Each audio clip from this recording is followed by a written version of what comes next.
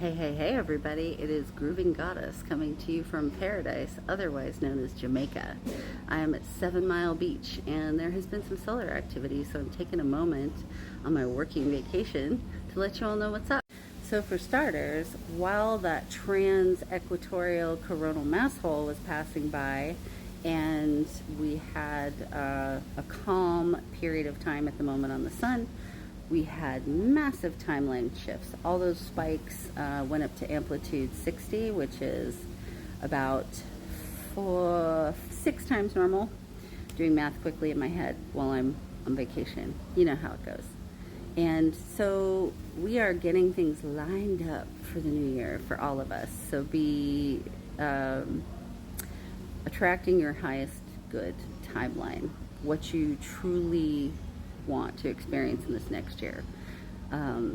Keep your thoughts, desires, heart song in your mind at this moment in time. So there's that trans-equatorial coronal mass hole, and they send alerts when this happens, and sometimes it can cause a very fast solar wind, but I could tell that this one was not going to do that because, you know, I'm the freaky grooving goddess who hears the sun. And I was correct about that. We did not get very fast solar wind or impact from it, and it is actually slower than normal right now.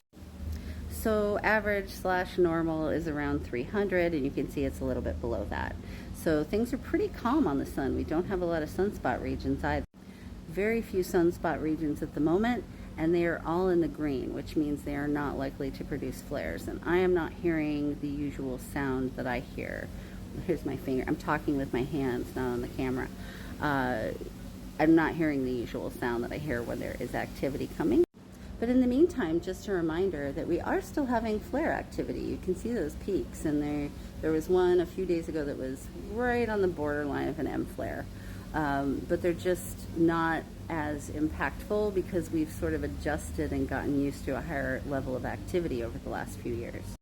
However, images and info, always courtesy of Space Weather Live.